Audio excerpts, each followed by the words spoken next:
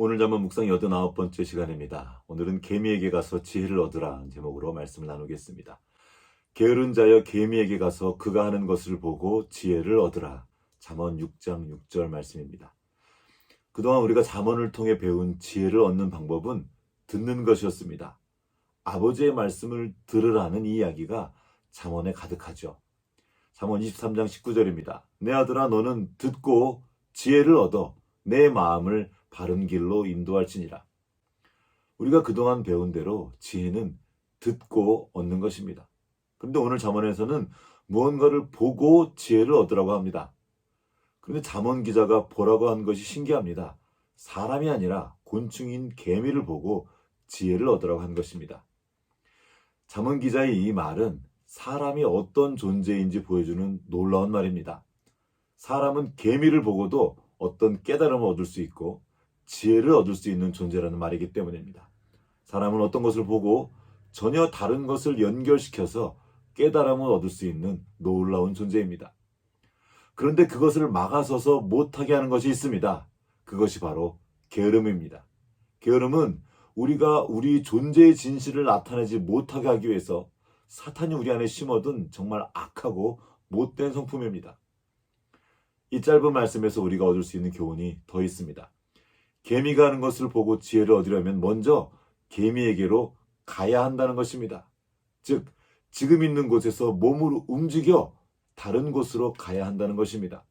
그러나 게으른 자는 어떤 상황에서도 나름의 핑곗거리를 찾아서 꼼짝도 하지 않습니다. 잠언 22장 13절을 세 번역으로 읽어보겠습니다. 게으른 사람은 핑계대기를 바깥에 사자가 있다, 거리에 나가면 찢겨 죽는다 한다. 게으른 자의 핑계는 정말 상상을 초월합니다.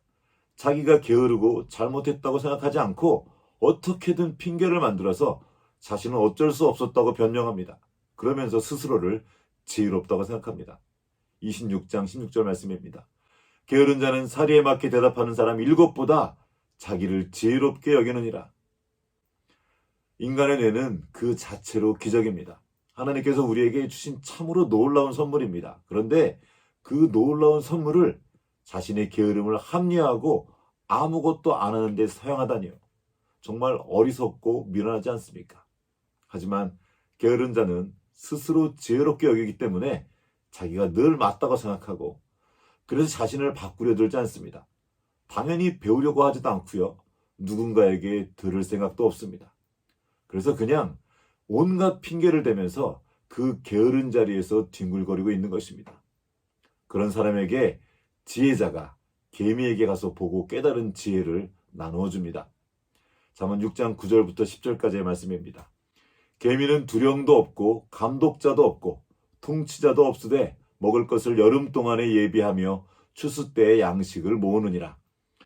무슨 말입니까? 간단히 말하면 개미는 누가 시키지 않아도 자신이 지금 해야 할 일을 알고 그 아는 것을 실천한다는 것입니다.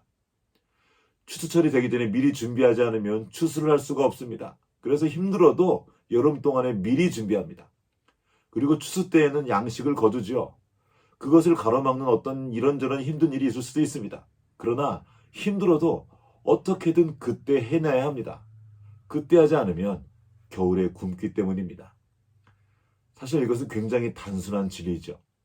우리가 지금 해야 할 것을 하지 않으면 우리는 그 행위의 열매를 먹게 되어 있습니다. 이것은 하나님께서 우리에게 주신 자연법칙입니다. 자연법칙 또한 당연한 것이 아니라 그 자체로 기적입니다. 씨앗을 심고 물을 주면 그 씨앗이 우미 트고 뿌리를 내리고 자라나 열매를 맺죠. 우리는 이것을 당연하다고 여깁니다. 하지만 이 자연의 법칙은 이 넓은 우주에서 오직 지구에서만 가능한 일입니다. 가능성이나 확률로 따지면 정말 말도 안 되는 엄청난 기적입니다. 우리가 무엇인가 수고를 하고 그에 합당한 열매를 얻는 것은 그 자체로 우리에게 주신 놀라운 선물이란 말입니다. 그래서 그 선물을 받아 누리라는 것입니다. 누가 시킬 때까지 기다리지 말고 이미 알게 하신 그것을 미루지 말고 그냥 하라는 것입니다. 운동을 예를 들어 보겠습니다. 아직 건강이 있을 때 운동하지 않으면 몸은 점점 더 나빠지게 되어 있습니다. 그러니까 핑계대지 말고 지금 시간을 만들어서 운동하라는 것입니다. 그렇지 않으면 건강을 잃은 뒤에는 후회해도 돌이킬 수 없다는 것입니다. 이것은 정말 간단한 예입니다. 하지만 우리의 모든 삶의 자리에 적용할 수 있습니다. 사실은 우리가 몰라서 안 하는 것보다 알지만 하지 않는 것이 훨씬 더 많습니다. 핑계대지 말고 주님께서 알게 하신 그것을 지금 순종하십시오. 힘들어도 지금 하지 않으면 나중엔 정말 더 힘들게 됩니다. 게으른 사람은 핑계거리를 찾고 지혜로운 사람은 방법을 찾습니다. 어렵다고 포기하는 것이 아니라 구하고 찾고 두드립니다. 순종을 맡고 있는 게으름과 게으른 생각을 쳐서 복종시키고 지금 순종하십시오. 그러면 주님께서 그 순종을 통해 여러분의 인생을 복되게 하실 것입니다.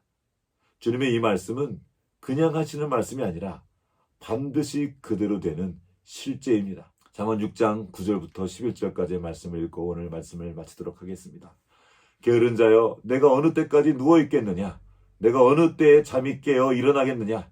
좀 더 자자, 좀 더 졸자, 손을 모으고 좀 더 누워 있자 하면 내 빈궁이 강도같이 오며 내 곤핍이 군사같이 이르리라. 아멘.